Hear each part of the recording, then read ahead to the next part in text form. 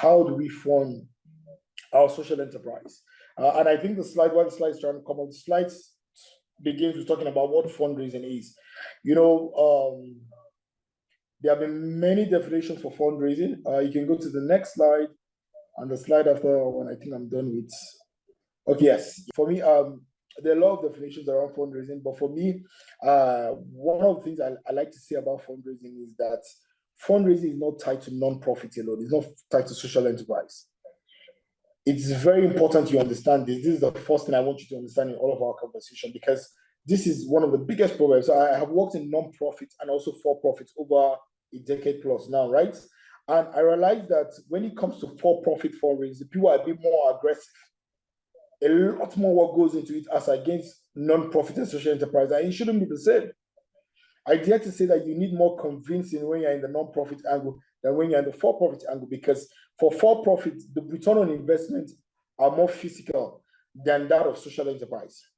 So unfortunately, this mentality has affected our strategies towards actually fundraising, because people believe that if I work for a capital firm, I work for a bank, and we're trying to do some form of fundraising, we're more aggressive, we are more shark-like. We put a lot more resources into it and all of that.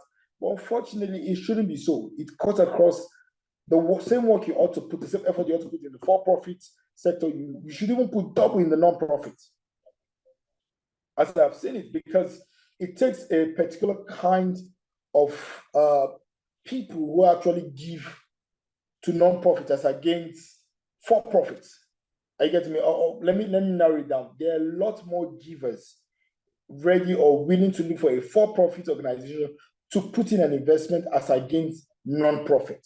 So if there are not so many people, it means that I should do a lot more work to get what I want.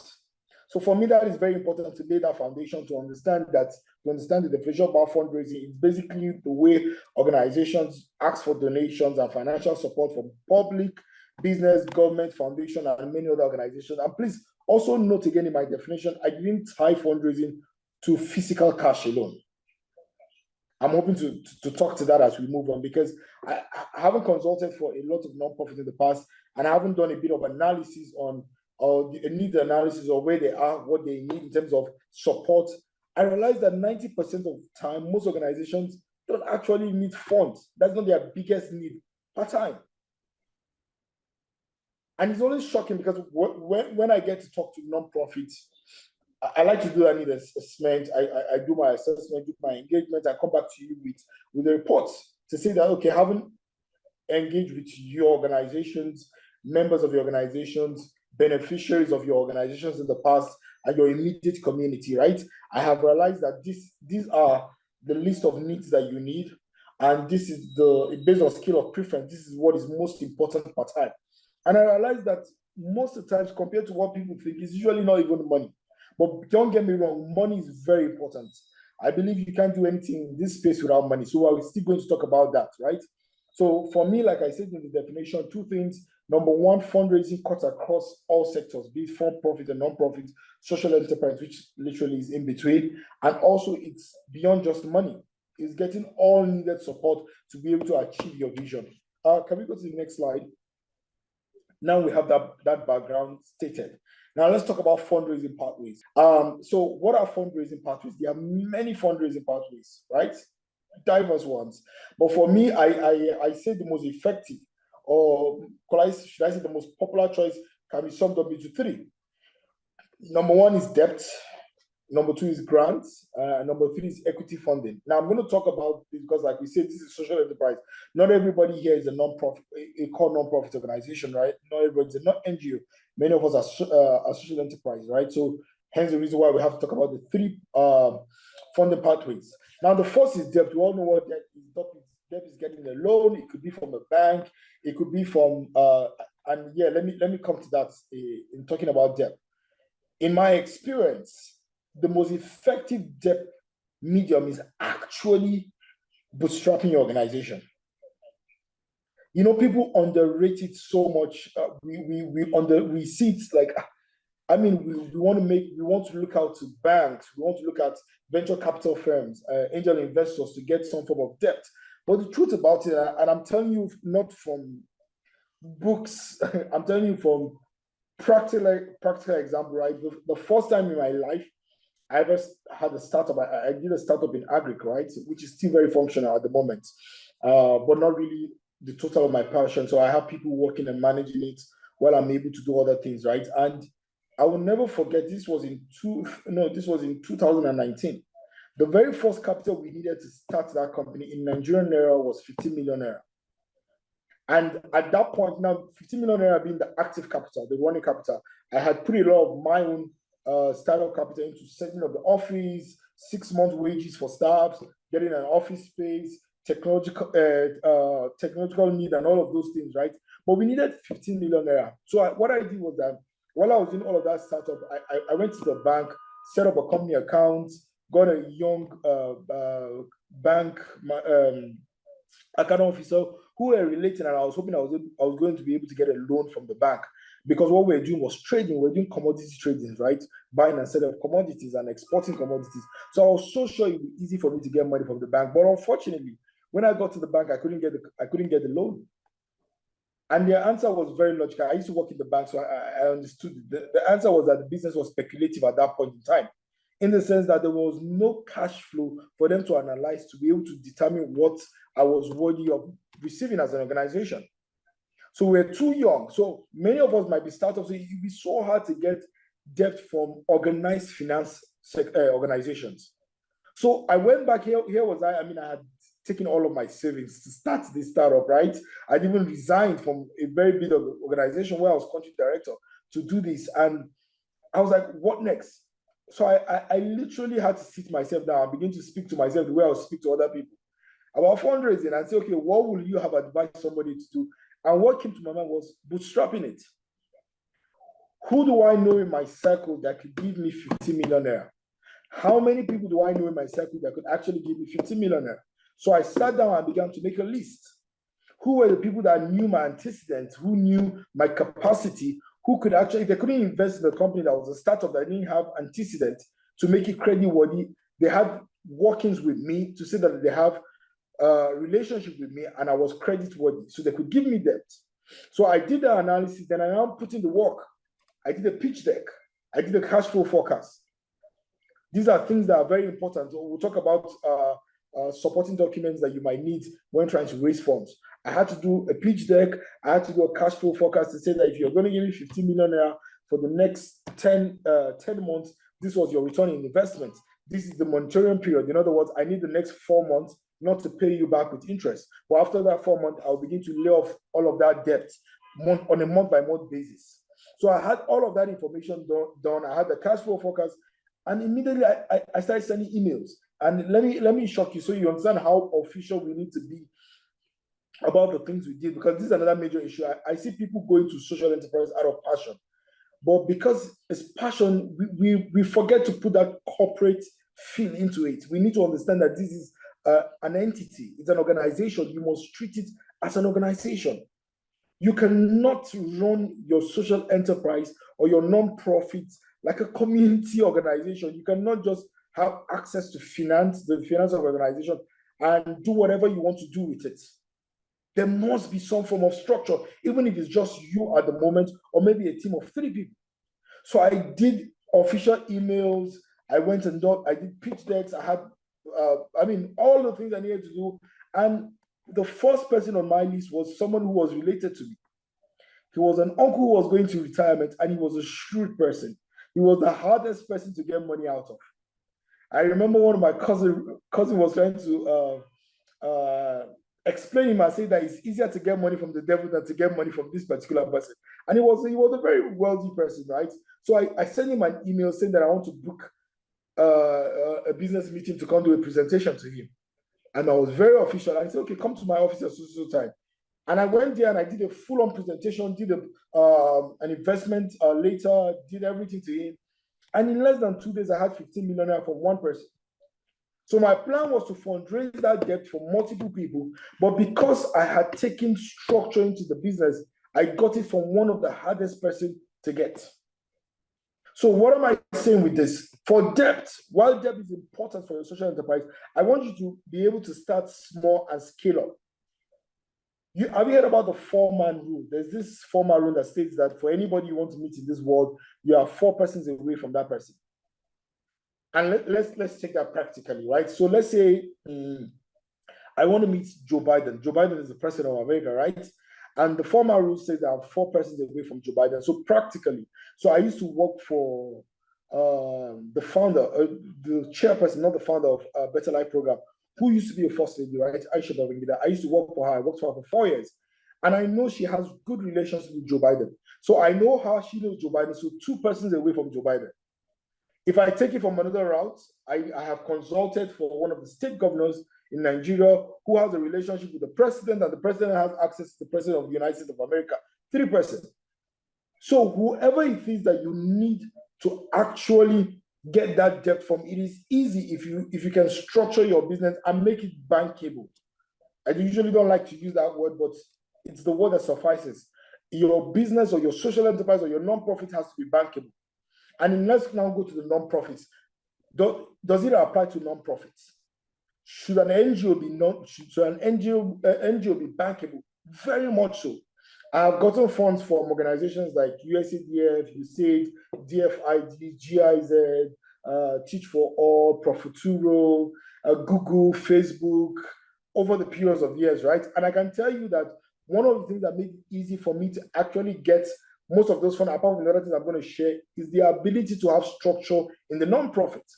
If I'm working for your nonprofit, right, even at the point of you interviewing, one of the things I like to tell you, I ask, after the interview, they always ask that question: what questions do you have for us? The question I like to ask that makes me decide whether I want to work with you or not is, do you have external financial reports? Do you have external audited reports? If you have been running for more than 5 years as an organization, as a nonprofit, and you don't have external audited report, I am sorry, I am bigger than working for you. I'm so sorry. Maybe as a consultant, I can work for you. But as a staff, I will not work for you. The second thing for me is that if one person has the power to sack and unsack or do anything in the organization, I am not going to work for you. It means that it's not a structured organization. It's a one-man business. And I've seen this even outside Nigeria. It's not an African thing. I've seen it outside Africa, non-profit, where one person has the right to call the shot of anything that happens. So if there's no structure, it becomes hard for you to key into any of these funding pathways. But I've spoken about debt. Let me move to grants. Well, grants basically is soliciting for funds that are actually going to be 100% free. There's no need to pay back.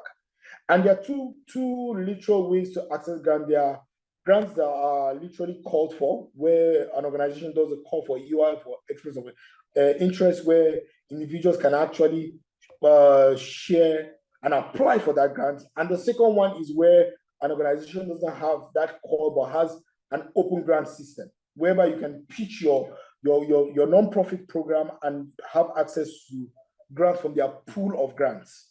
I'm also going to share with you, as we move on, how to get what are the grants that are available per time and what are the resources I use to identify the grants that are available for the organizations that I'm working for or consulting for. Now, let me give you my own advice. And please, you can't take it to the bank because I'm just one person, right? But I'm going to talk to you from my experience also working with nonprofits, consulting with them, right? And I've realized that equity funding in recent time has become something that is actually people are beginning to get open to in nonprofits. And let me explain to you what I mean. So you have somebody like Adeyemi now starts up his foundation, right?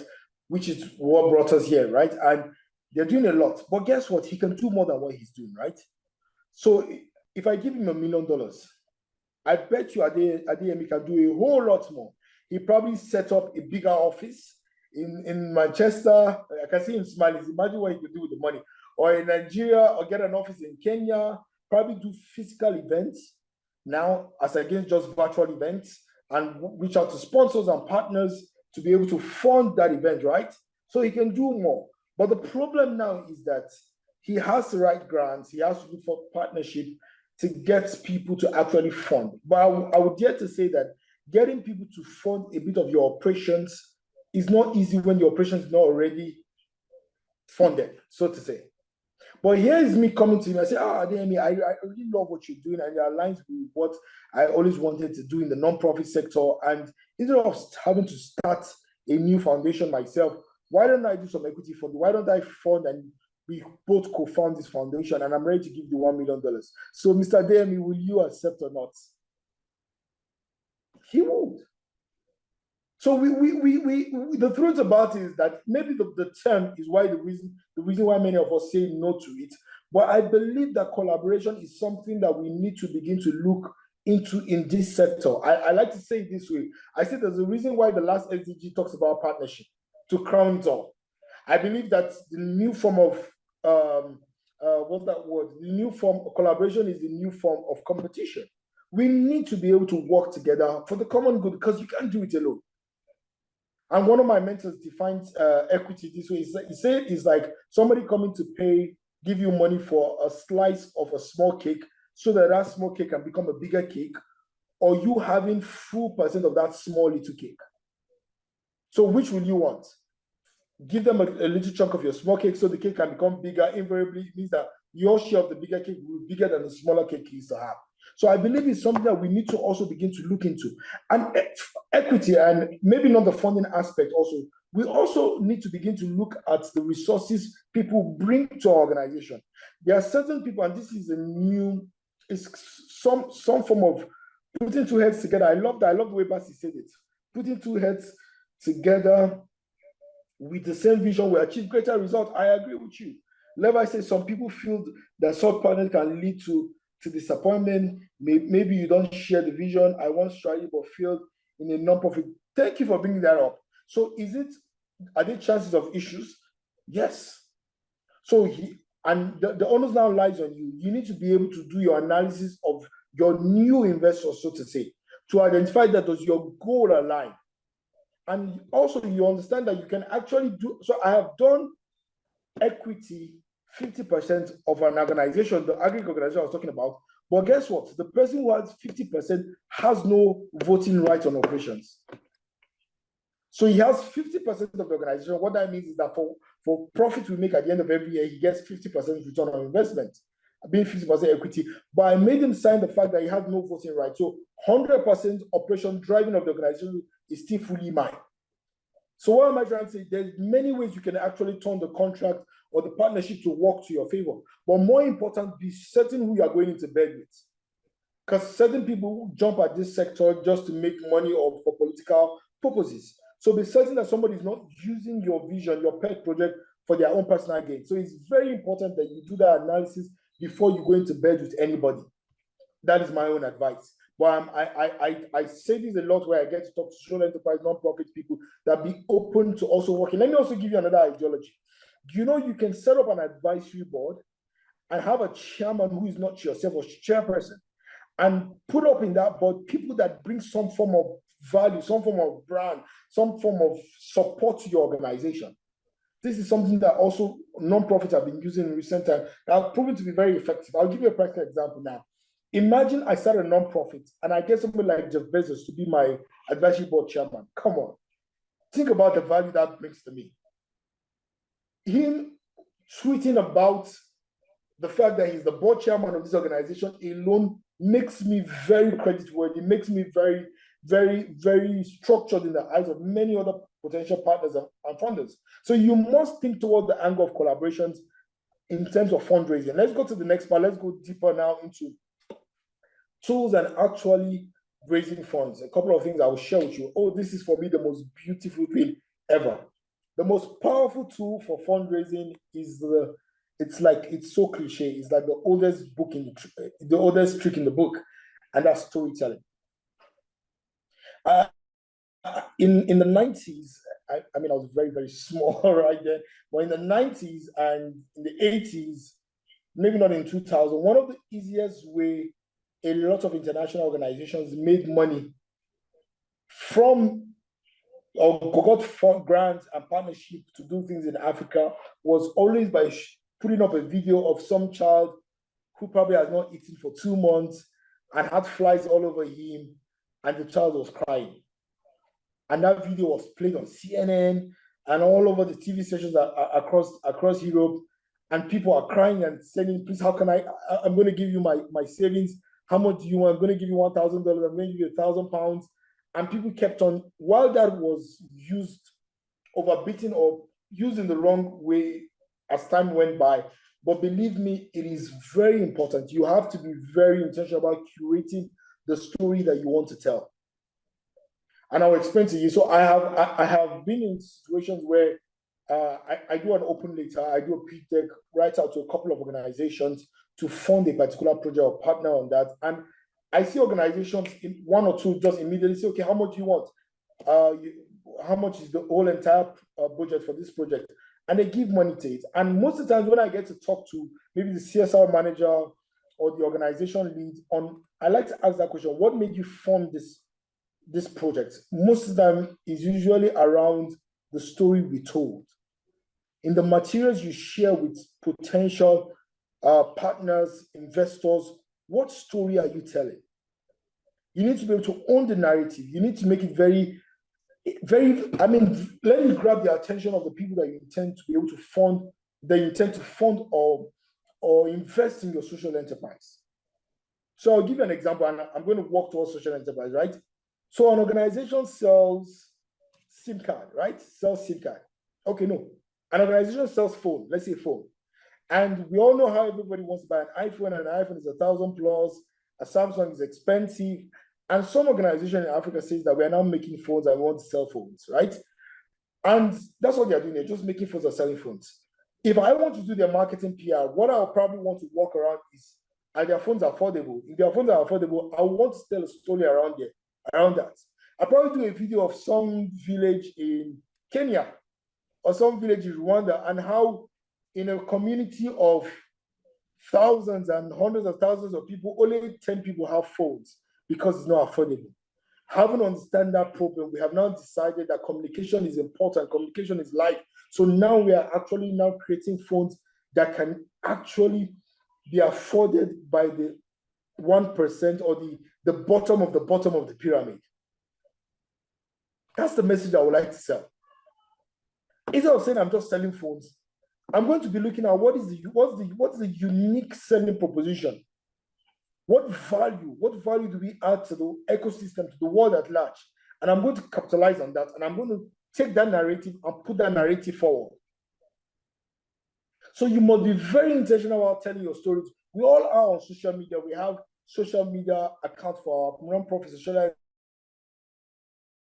We have websites. What message do you have out there? What are you telling your potential investors? What are you telling your potential partners? Do you know, I know a bank, a microfinance bank in Nigeria, right? And they are one of the biggest till now. I don't know if anybody, maybe people from Nigeria, do you know about Lapo? Who has heard about Lapo? So we have people that have heard about Lapo Microfinance Bank. Do you know that Lapo, as at then, way back so many years back, I think Dr. Godwin, the founder, he understood the power of the brand he was selling. So much so that they were very intentional. Do you know there was a time that Lapo Microfinance Bank, in all of their office, never had ACs? It's not that they didn't have the money for it. I used to be in that sector. They were one of the biggest, they had capital base more than some DMB, some commercial banks in Nigeria. But they were telling a story, and their story was that they were catering to the poor. So if you come to their office, it's so traditional community bank system. There were no ACs, their engagements with people, and all of that. So guess what? Amongst banks, Lapo has gotten more grants than any other banks in Nigeria because they were very intentional about selling the right story. Now, some might say that this can look like pretense or lying. That now has to do with ethics. I'm not asking you to lie but I'm telling you that own the unique selling proposition your non-profit or social enterprise has to sell and curate the story right. So you see Glow. Glow is a communication line in Nigeria, and Glow tells you everywhere you go. Is it Glow or MTN? Who says everywhere you go? Somebody help me in the chat box. I don't know if it's MTN or Glow. One of them says everywhere you go. It's MTN. thank MTN. Yeah. Oh, thank you very much. It's MTN. Now, do you know what that does? Automatically, what that does in branding to mobile users is that if I'm going to go to the village, if I'm going to go anywhere, I need an MTN SIM, because MTN is more everywhere than other lines. So that tagline, as little as that tagline is, it tells a story in the minds of people. That's why MTN has the highest number of users in Nigeria than anybody else. Not because they were the first to come into the communication space, but because of the fact that they were very intentional about selling that story. Is it proven? I asked somebody who works with BTS sites to really ask, is MTN, do they have more span than any other person? And he was like, nobody can tell for say, because communication guys will not do some form of comparative analysis, right? Nobody wants to expose themselves. But they're telling the right story. So you need to ask yourself, am I telling the right story? Maybe that's the reason why I'm not getting the funding that I want. I've heard people say, I sent, so let me help you. And this is now where you now deep dive into doing deeper research. A young lady reached out to me some few months back in Nigeria. She's in Lagos, and she has a recycling non-profit, basically promoting recycle, right, and being environmental conscious. And she does events where people come together, pick trash, do recycling rights and all of that, and do a bit of community engagement. And she spoke to me, and her issue was the fact that she wrote to a lot of people, and people are not funding her, right? And what was the issue? And I asked her, I said, what story are you telling? I said, share with me your proposals. And what she was saying was nothing that stood her out. And I told her something. I said, if you were the CSR manager for that company, how many of these kind of proposals do you think he gets? Because she was talking to the Fortune 500 companies. He probably gets thousands of proposals like this. What stands you out? And I told her, let's tell the story in a different way. Identify what is it that organization will gain from partnering with you or funding you. Now talking about value proposition. And now let's tilt towards that.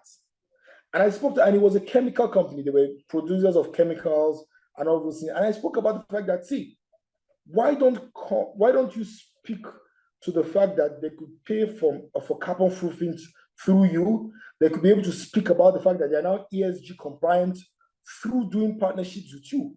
Go at it that way. Instead of just telling them, give money, tell them the numbers of impact you can make.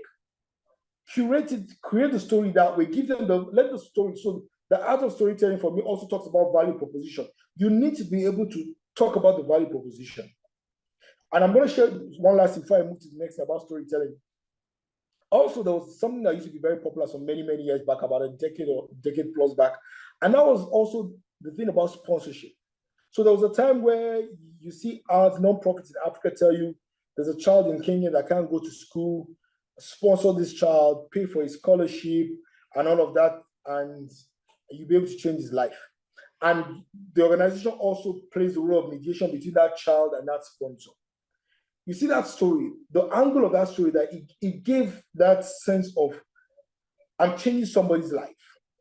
So a lot of people gave to that because they can see that I have a child in Kenya, I have a child in Nigeria that I'm paying their school fees. There's this picture. This was the last email he sent to me through the organization. This was a video of him thanking me. And that not so, for some it's bragging, right? But for some other is the ability to see that, wow, I'm changing life. But get what? That organization who is actually mediating that program is able to achieve what they want to achieve by giving them or telling the story that empowers people to be able to achieve what they want to achieve.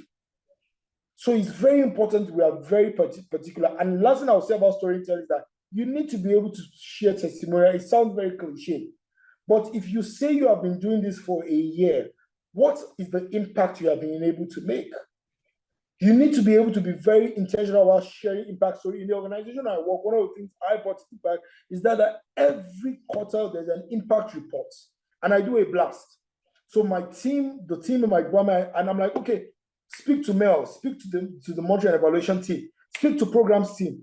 What have they been able to achieve in the month of January? What have they been able to achieve in the month of February, March? Curate it together and let's make an important impact report, a very well-written impact report showing the impact numbers. And I hope you know that when you are reporting impact, there's also direct and indirect impact.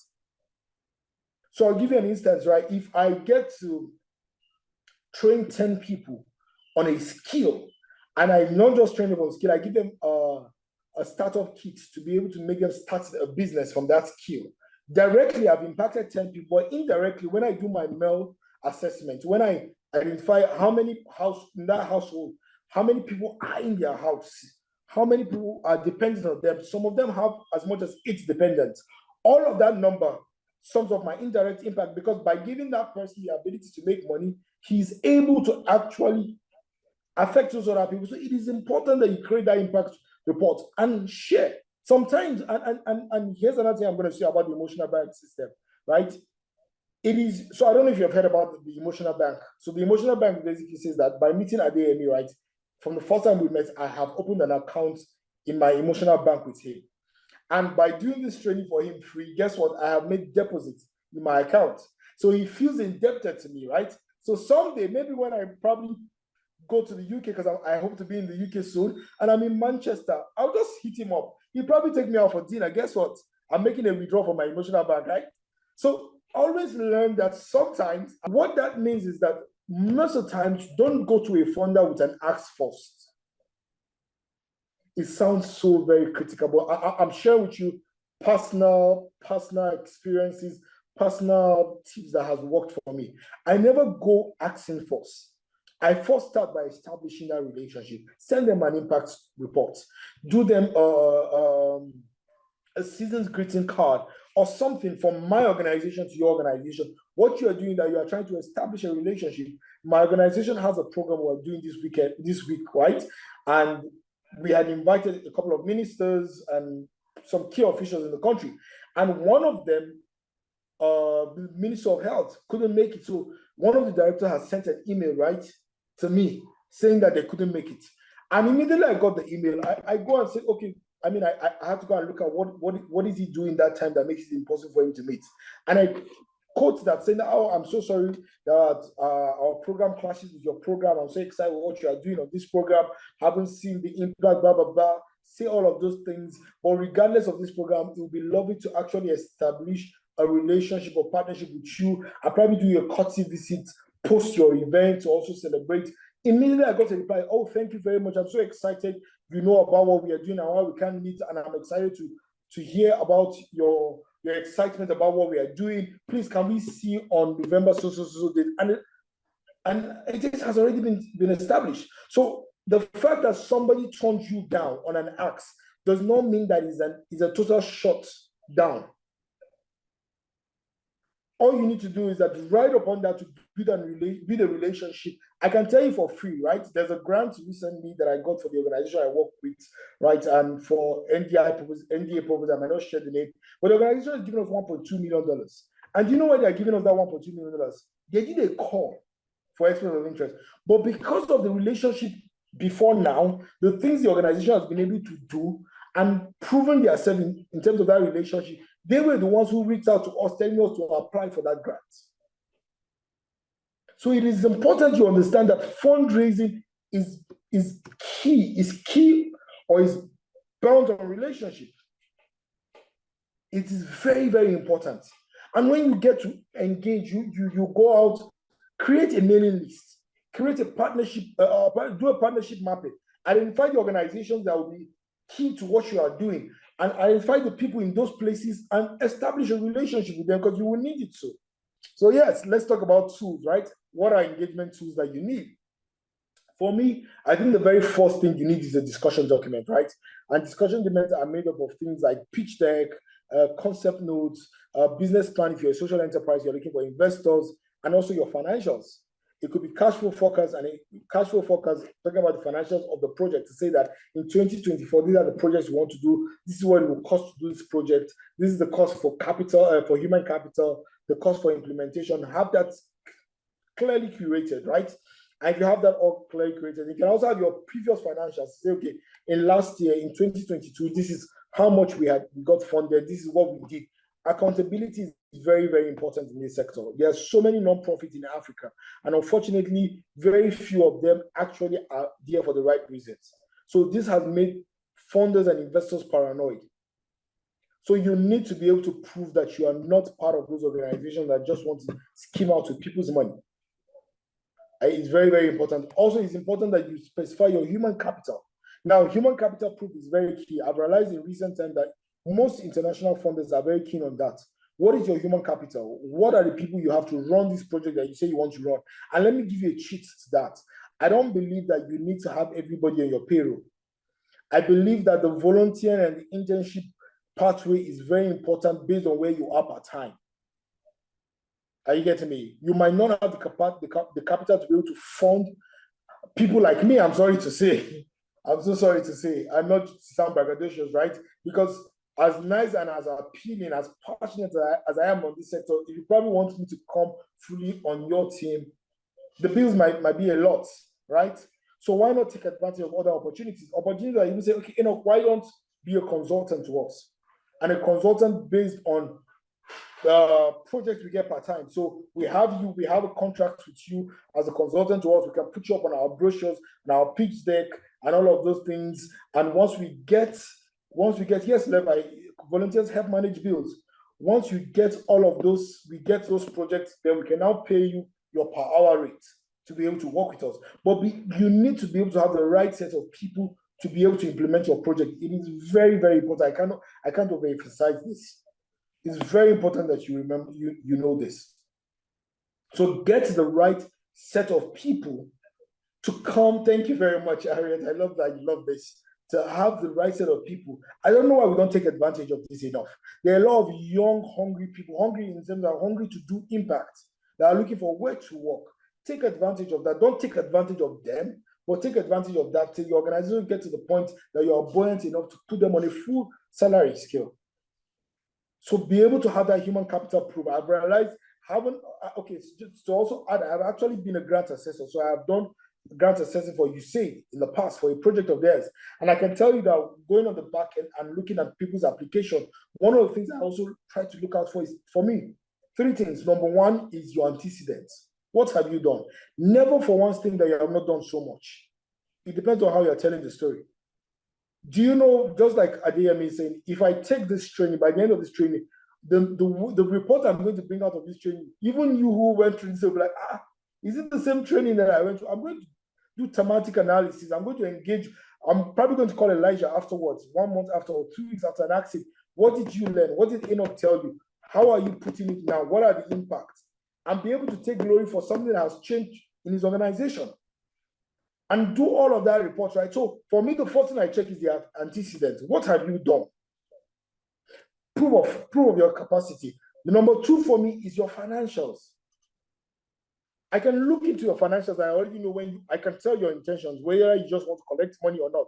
I'll give you a practical example. You cannot say that a project, for example, to run the project is $1 million, and you tell me that $600,000 of that money is going to go into capital, human capital, paying people's salary. That tells me that you're not in here for the impact. And believe me, funders look at all of those things. The industry standard, and I get to say industry standard, having engaged with the biggest funders, is that you can't do more than 20% of a grant amount in funding and administration of the grants. You cannot use funders' money to pay for first-class tickets, because you're going to report on all of these things. You're going to give them receipts. You can't use funders' money to pay for first-class tickets. These are classic mistakes people make. When they make their retirement, when audits come, audits is going to raise red flags, exceptions, and give them their recommendations. And they're going to tell you that this was waste of capital. So it's very important. You cannot use funders' money unless it was exclusively agreed to pay for 5-star hotel. It is very important you understand all of these things. So I look at the finances in what you have done before, who has funded you, how have you spent the money, and finances in what you want to do in the project. So I look at all of that and it tells me where you are. Are you a serious-minded social enterprise, non-profit, or do you just want to get this money? And the last thing for me I look at is the human capital. Who are the people that will drive this? What is their capacity? What is the antecedent? Have they done things like this? If I'm sorry to say this is nepotism and it's very common in Africa. If I see your non-profit and I see your name as the founder, the CEO, and I see your wife as the COO, and probably your son as head of operations, I'm sorry, you're not going to get $1 from me, not even 1 shilling. You're not going to get anything from me. It is very important we understand that assessors, I'm currently assessing family business. Thank you, Olariwaju. I'm currently assessing a grant for some organization is sub-granting NYFF, right? And we're giving as much as $20,000 to organizations who are in the ecosystem doing a lot. And I'm accessing some grants. The circle has been closed. I wish it wasn't closed. I would have loved to share to the people here if we can apply. But as the opportunities come, I'm going to share with Yemi to also share to the community, right? And I look at the grant and I'm just laughing. I'm seeing, if I see two family members in non-profit, not social enterprise, in social enterprise, I can understand. But in non-profit, if I see 2-3 family members, I'm sorry, you can see that they have the capacity. For example, you say Melinda Gates, Bill and Melinda are married. They are both co-founders, right? But I'm sorry, I'm not going to be giving you the money. Because nepotism has been tied, has been said to be common among African organizations, right? The next thing again that you need to also do as an organization is that it's engaging fundraisers. You must have a partnership tracker. So a partnership tracker comes after you have done a partnership mapping. Partnership mapping basically says that these are my finance partners, my technical partners, my policy and government partners, and you now begin to identify in line with your program and your organizations, who are these people? Who are the people that are most likely to fund you? Put them up there. Who are the people that can give you technical support, technical partnerships? So, for example, now imagine you can now reach out to Adeyemi and you say that, please, for my organization, we're training 300 youths. Can you please partner with us to be able to deliver these trainings virtually? So they're your technical partners. They're not giving you money, but believe me, they're giving you a lot, because for a training like this, I charge thousands of dollars. Are you getting me? So you can take advantage of that. So identify government policies, government and policy organizations. They are also very important. Government will never give you money, I'm sorry to say, and I think it's across Africa, not just Nigeria. But there's something about having government people as partners in your engagement with funders. So if you are talking about human trafficking and you say that you have NAPTEP, I think it's NAPTEP, as one of your core partners, because these are the government organizations focused on trafficking. So it's important you understand that not everybody will give you money. Everybody has some form of value they're giving you. So do a partnership map and create a partnership tracker and identify all of those organizations. And as you engage with them, put it up in your tracker to say that you have sent out proposals to this. What is the next follow-up action? It's a very basic tool, but believe me, it goes a long way, because we like to do this email blast where we send partnership requests to different organizations, but we don't do follow-up. A tracker helps me to understand that, okay, this is a follow-up, right? And there's an Excel tool I will have shared with you that also tells you, so I have a 7 days policy. If I've sent you a proposal 7 days post my send, if I've not heard from you, most likely I'm going to do a follow-up email. So it's very important that you have that. Then your fundraising strategy document, you need to create a strategy around how you want to fundraise. There are different ways to fundraise. Apart from writing grants, there are fundraising events that you can do. You need to have a strategy. These are the kind of people, after you have done your partnership mapping, you identify the kind of people that you want to fund. This is the most important part of fundraising, right? And here's what I'm going to say. Instead of doing a blind proposal, it is very important that when you have sent a proposal, you have a relationship with somebody on the inside to be able to guide and support you. So I am very big on networking, right? Unlike me, I've been busy. I've been around the Northeast all of last week and this week. So I've been traveling, been on the road, doing some trainings. And that's why the very first time I heard about Adeyemi, I had not connected with him on LinkedIn. But guess what? I connected with him right immediately as I sat down here. It's very important. I have also looked at other speakers. I have found them. I have connected with them. I'm building my network. I go to different events. I am very active. The only social network that works for me, that is important to me, is LinkedIn. You can't be in this space and not be on LinkedIn. I take advantage of LinkedIn. Most of the jobs I have done, most of the consultancies, contract, most of the fundings are most of the time tied to LinkedIn. Because on LinkedIn, high-level officials manage their accounts themselves. So I reach out to them and please, and this is the last thing I'm going to say, right? And I'm going to talk about the elevator speech. I don't know if you've heard about, I know everybody has heard about the elevator speech, right? The elevator speech basically says that if I get the privilege to be in an elevator with somebody I've always wanted to speak to, and in like 1 minute or less, I should be able to pitch my idea to be able to get what I want from the person, right? So here's for me what I take back, because I mean, believe me, you don't get to meet most of these people in elevators recently, right? But you get the opportunity to be in their DM briefly. How can you sell what you want to say in less than 50 words? It is very important you are able to do a striking argument very briefly. Be able to make your acts, make a very striking engagement. And all of these people are in that network.